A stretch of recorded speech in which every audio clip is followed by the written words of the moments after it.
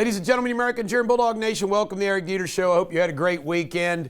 Well, how about that rally on Saturday in Butler County, Pennsylvania, where Donald Trump came out and said, "As I was saying," that was classic. And Elon Musk, who came out all dressed in dark, and he said, "I'm dark MAGA." And he spoke about how this is it, you know, and to have a guy as smart as Elon Musk on his team, and to have Elon Musk with Twitter to protect from all the other biased social media platforms is really an unbelievable alliance. And folks, let's face it, it is the end of the line. This is it. But what a rally and what a crowd. They didn't have to pay people to bus in to those kind of rallies. As I did a Facebook Live, one of the things this morning about this, Trump and Musk are problem solvers. Walz and Kamala Harris, they're not problem solvers. They're problem creators. They're political hacks. The contrast is so clear. It's like Jimmy Carter, Ronald Reagan. It's clear. And everybody needs to make the right choice, which is Trump Vance. All right, Helene. The aftermath of Helene. You know, Helene has just devastated the Southeast all the way to North Carolina, Georgia, Florida. Well, Milton is going to hit the same area of Florida that Helene did. The Tampa Bay, Fort Myers area, that whole area. I mean, it's just bam, bam, bam. And I tell you, when you think about there not being relief for the Helene hurricane victims, well, what about Milton? And it's just something else. You know, they spent all that money, which we don't have, they borrowed it, to pay for illegal immigrants. And then when Americans need it, they don't have it.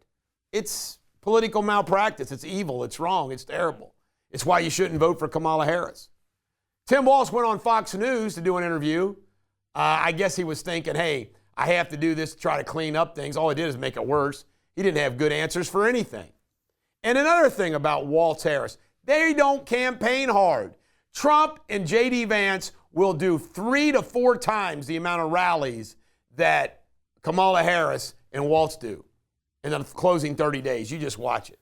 Wisconsin, Trump's going to go there again. He's going to keep going back. Polls look good for him there.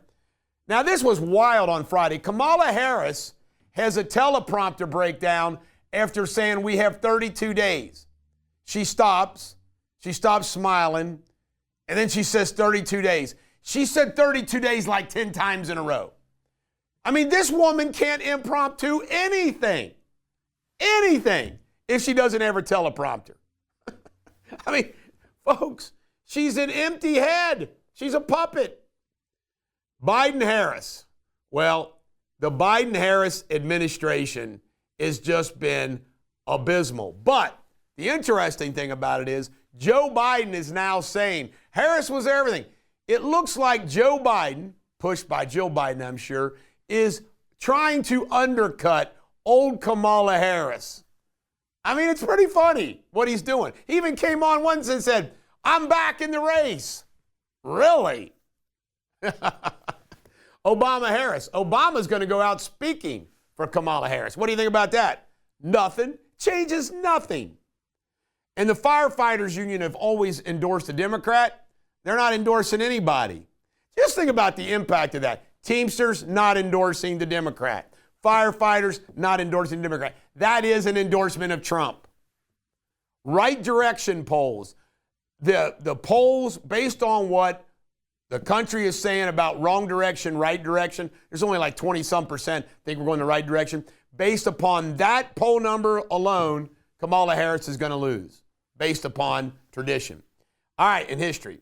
All right, Harris, Pennsylvania. She's apparently losing older voters. Let me see. Trump's made inroads with black voters, Latino voters. He's crushing her on male voters. Now older voters. And guess who votes? The older voters vote. If you told me, who do you want, the older voters or the young voters, I'll take the older voters. Because the young voters just don't go vote. Just the way it is. Don't be a plume-plucked, naughty-pated prig. Be an oracle. Coming up next, local news. All right, this gentleman pictured right here is an axe murderer. He killed his father. Would it shock you to find out that he was found incompetent? You know, if you axe up your father, you might have some mental issue. Kroger, they had that big festival they had to cancel due to the weather from Helene, are giving away 70 pounds of food. Huh? I know, 70,000 pounds of food. It's all right.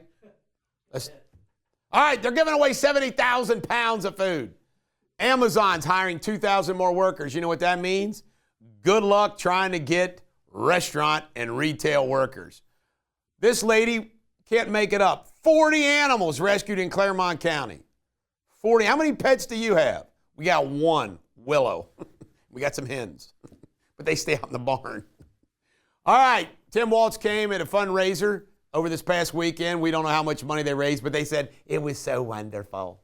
Leslie Giz is running as an independent for Hamilton County Common Pleas Judge after being a Republican for many years. She feels like her name recognition will let her win. She's probably correct. John Kasich says he's not voting for Trump. Once again, just adding to the list of all these people. What does it say? John Kasich, see, not voting for Trump is an endorsement of Harris. That's the way it works. John Kasich would rather have Biden-Harris than Trump. What's that say about the old mailman? Amendment 2 in Kentucky. I've been asked to start promoting the passage of this. Say yes, yes, yes. This is all about school choice. Vote yes. Based upon the mailers that we've gotten, we haven't gotten one mailer saying vote no on it. I think it's going to pass. All right, more homes and independence. Arlene House is going to build a bunch of homes down on Harris. I think it's the Nagelizing property that I once had an option on. The bottom line is more homes coming independence. Speaking of homes, the IRS site down in Covington, Dries is moving forward with the approval to have some single-family homes approved down there. That looks like it's going to be a pretty neat place to live. And Kentucky Cowboy world premiere is at the Louisville Slugger Museum down in Louisville, Kentucky, about my good buddy Chris Thieneman, 3 p.m. this Saturday. If you live near or Louisville, go and see this movie. The premiere's free, 3 o'clock at the Louisville Slugger Museum. This is the Bulldog. Coming up next, Jamie Spinley in World News. Thank you, Eric. How's everybody doing today? I hope you all had a fantastic weekend. I had a fantastic weekend. Weather was gorgeous. I was in the yard cutting grass and doing yard work. Anyway, let's see what's going on in the world with the latest world headlines.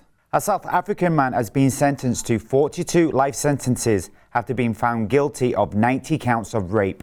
Attacks spanning from 2012 to 2021 included victims as young as 9 years old. The court heard that he often forced children to witness his assaults and even compelled young boys to assault their female friends. The National Prosecuting Authorities described these crimes as some of the most heinous ever prosecuted in the country. Haitian authorities have sent anti-gang units to respond to a violent mass shooting near the capital, Port-au-Prince, where gunmen killed at least 70 people. The attack has displaced over 6,000 residents, forcing many to flee for their safety. The government is working to restore order and provide aid to affected communities with ongoing gang violence. In other news, central Bosnia has been struck by flash floods and landslides, resulting in at least 19 deaths and numerous towns being isolated. The worst damage occurred near the town of Jadbinka, a key area on the main road connecting Mostar and Sarajevo. With some homes nearly submerged, several people remain unaccounted for, prompting officials to declare a state of emergency. And this year's Oktoberfest in Munich, Germany saw a staggering 6.7 million visitors who collectively consumed 7 million litres of beer over the festival duration. Despite the large crowds, local police and ambulance services reported fewer incidents compared to previous years, marking a relatively peaceful conclusion to the annual event. You're up to date on the world news. I'll be back tomorrow. Stay tuned for Sports Without Boundaries. Sports Without Boundaries. We got some great stuff in sports. First, the Cincinnati Bengals lost in a heartbreaker to the Ravens. And I'm going to make a few comments about this game here. First off, I don't blame Joe Burrow. That interception, Humphreys raped Chase on that. But regardless of that, the Bengals get the ball back on a fumble. What does Zach Taylor do? You don't try to get the ball closer for an easier field goal? Are you kidding me? You forced your kicker into a 53-yard field. I mean, are you kidding me? Play calling was terrible at the end of that game. What happens? They missed a field goal, and the rest is history. That was a kick in the... And to think about it, instead of being 2-3, 1 game out of first, you're 1-4, 2 games out of first. In your division. It's a division loss. I mean, devastating defeat. And I blame Zach Taylor. NFL was crazy yesterday. I would like to comment on a few games. The Dallas Cowboys game last night was wild. Dak Prescott, the highest paid player in the NFL, 2 interceptions and a fumble down in the red zone. He's lucky he pulled that out and they won it. Very lucky. Other great games around the NFL included a great comeback by the, who was it came back? The Jaguars didn't come back, but the Jaguars won their first game against the Indianapolis Colts, which was a big win because now there are no teams that haven't lost a game. The Commanders, Jaden Daniels, just keeps on rocking and rolling. It's unbelievable what he's doing. Texans keep winning. They beat the Bills. Josh Allen hurt. Anyway, lots of good games. And guess what? College football was even wilder. My Alabama Crimson Tide went down to defeat the Vanderbilt. And by the way, this is another example. Everybody loses their mind over a loss like this. If you follow sports, if you know anything about sports, it's got nothing to do with coaching, players, where you play. In sports, games like that happen to every single team. It just happens. Now, you hope that you're able to pull it out even though you have an off game. Alabama's defense just sucked. They've now dropped down to 7. But with the playoff system of 12 teams, it's not fatal anymore. Let's face it, a lot of those 12 teams are going to have 2 losses, maybe even 3. But the bottom line is everybody lost their mind. Texas is back into number 1. A lot of teams. Notre Dame was off. UK was off. Baseball playoffs. Well, the baseball playoffs are off and running. The Phillies and the Mets are tied 1-1. This is wild. They're all playing divisional rivals now. The Dodgers are 1-1 with San Diego. The Yankees are out front 1-0. And who else? They beat the Royals. Forget who the other teams play. But the bottom line is that the Major League Baseball playoffs are off and running. They're fun. Ohtani's ball, the 50th home run ball, $1.83 million auctioned off for that baseball. Wow. And a Cal student on College Game Day kicked a field goal and got $100,000 from McAfee, who's also going to donate another $500,000 to Helene. I hope he's got some more money to give to Milton. You believe these hurricane names, Roger? Helene, Milton. Yeah, and Savannah Bananas are coming to Cincinnati, playing 2 games in 2025. They're fun to watch, according to Roger. I've never seen them. I've heard about them. They look like the Harlem Globetrotters of baseball. They look like they might be fun. Coming up next, pop culture. All right, let's have some fun with pop culture.